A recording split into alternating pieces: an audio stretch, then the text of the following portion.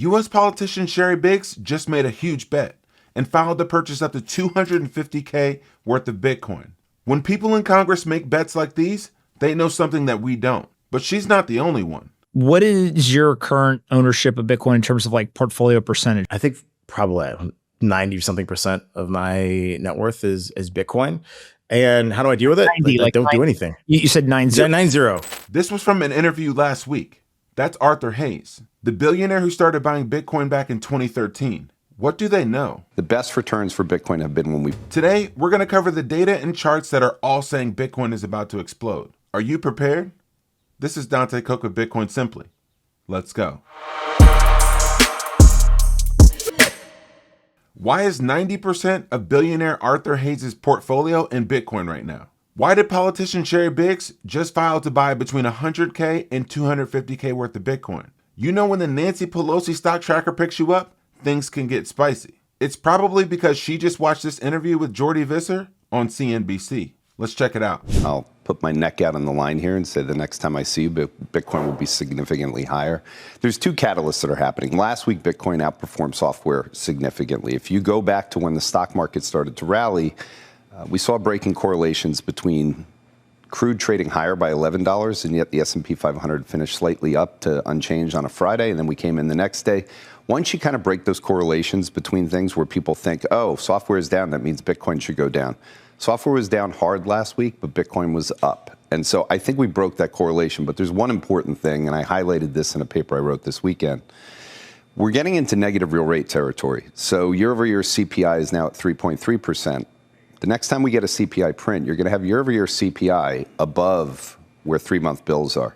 The best returns for Bitcoin have been when we've had negative real yields, and I think we're going to be in a situation with negative real yields for quite some time, because I don't think inflation is going to come down sharply, and I think we're going to have a problem with how the Fed is going to deal with inflation, with slowing growth, and with the affordability issues. So all of these things feed into a very positive backdrop for Bitcoin, and you have some positive technical signals with a weekly MACD crossover. I'm going to go with Bitcoin's higher the next time I see it.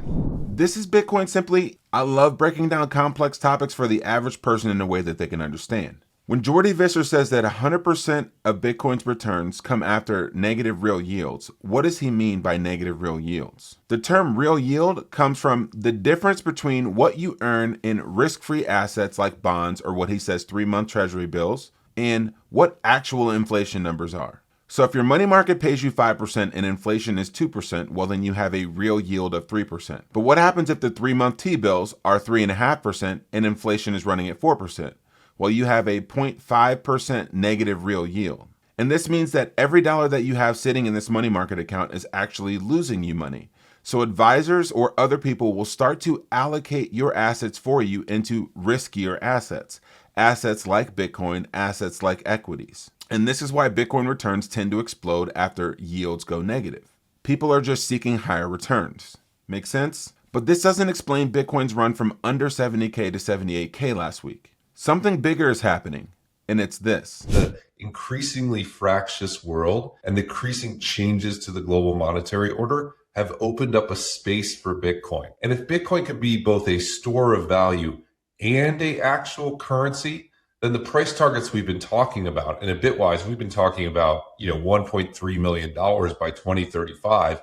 I think you have to ratchet that up maybe another $1 million increment, because that's a huge addressable market. I think it's directly the reason we've been rallying through this Iran conflict, and it makes me very optimistic long-term for where Bitcoin's headed. I don't necessarily believe with a $2.3 million price target or that Bitcoin is actually becoming a currency. But there's no question that the perception around Bitcoin is changing. When a $10 trillion global bank like Morgan Stanley posts a Bitcoin wallet address publicly for everyone to see the 1,340 Bitcoin that they own worth about $100 million, well then that is a signpost that Wall Street is finally adopting Bitcoin and you need to get on board. And this is huge because these are the brokers having conversations with people like Shohei Ohtani. Listen to this conversation. Hey Shohei, want some Ethereum? What about overpriced Los Angeles real estate? What about over-collateralized AAA bonds? Bitcoin? That's because guys like Shohei Ohtani are smart. They're thinking about the long term. And beyond just gut feel, This is what the data is actually saying about Bitcoin. In a recent study done by OnRamp, there have been 7 geopolitical crises since 2020. When looking at the 60-day forward returns of the S&P 500, gold, and Bitcoin, well, there was a clear winner. The S&P 500 was positive 6 out of 7 times. Gold, the laggard, 5 out of 7 times. Bitcoin, positive 7 out of 7 times. Every crisis exposes counterparty risk. And Bitcoin is proving that it's not only better than them in percentage terms of returns, but also in its consistency. Bitcoin is the asset that people turn to in a global crisis. But let's look at some more data.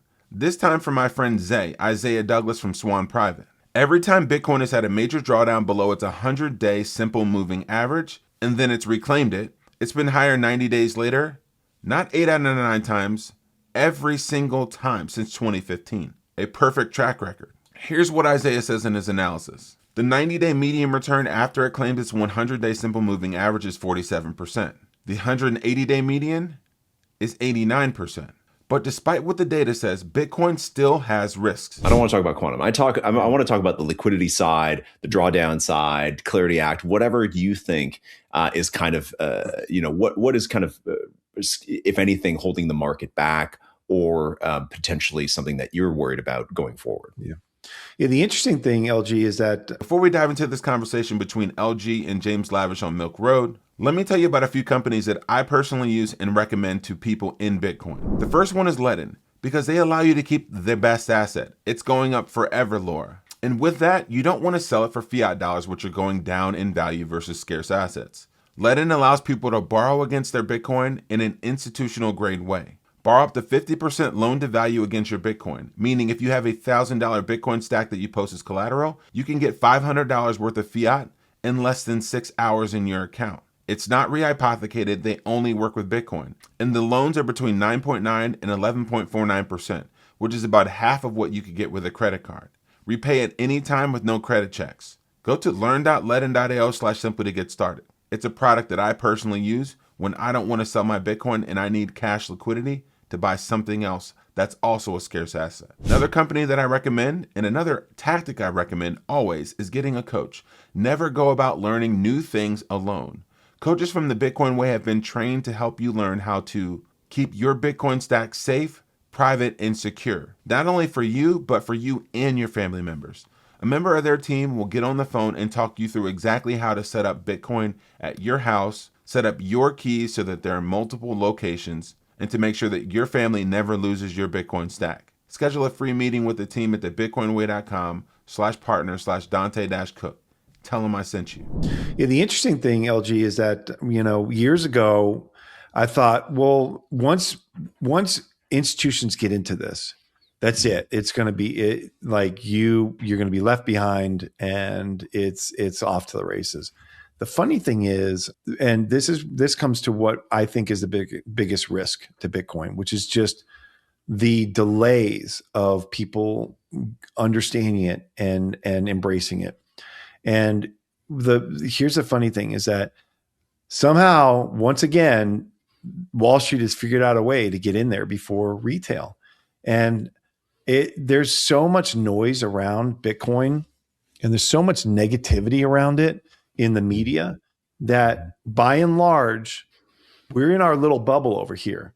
But by and large, the vast majority of people do not understand it. They don't trust it. And they think that it's for criminals and for money launderers and for people traffickers. They do not get it. And so, funny enough, I thought, and I've been saying it for years, that you can get in before Wall Street takes over, but Wall Street is taking over. Wall Street is taking over. I mean, just look at Morgan Stanley posting a public Bitcoin address. The biggest risk in Bitcoin is that people still don't understand it. If you watch my last episode, you see a conversation between John Stewart and Ben McKenzie where they're talking about Bitcoin is used for illicit activities across the globe, even though the dollar is used for 30 times more criminal activity across the globe. They talk about it in terms of criminal investigations, fraud, and even Epstein. This is the main narrative, and this is why people don't fully understand Bitcoin. But in this episode, I give you a ton of reasons why this is a great time to consider Bitcoin. One of the main narratives that we heard last week was that Bitcoin was created by the CIA. But Professor Jiang highlights the real problem that we're all facing. the problem that they want to distract you from. Remember that America is sitting on $39 trillion in debt. And so the American economy is a Ponzi scheme that relies on foreign nations to continually buy US dollars. So the US economy would not be able to withstand essentially American withdrawal from the Middle East. So the Americans are stuck where they are right now, unfortunately. Bingo. We're living in a Ponzi scheme with $39 trillion worth of debt. And that's why we can't pull out of endless wars in the Middle East.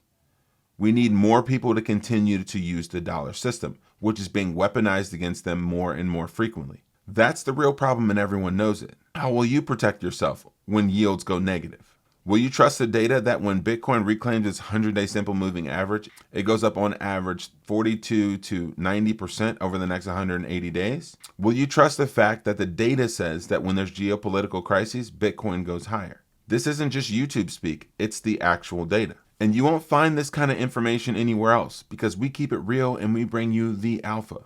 We drop alpha like this 7 days a week. And that's why if you haven't already subscribed to the channel, you should do so. And if you haven't already started buying Bitcoin in a way that maximizes your tax obligation, well, you should consider Bitcoin mining. With the big, beautiful bill passing, Section 179D can work in your favor when you buy a Bitcoin machine. Offset the cost of these machines while having SAS Mining manage all of the other parts about Bitcoin mining. The hosting, repairing machines, sending it to your wallet, keeping your Bitcoin flowing while you sleep. They take care of all of that. So get started by using the QR code on the screen. This is Dante Cook with Bitcoin Simply. Happy stacking.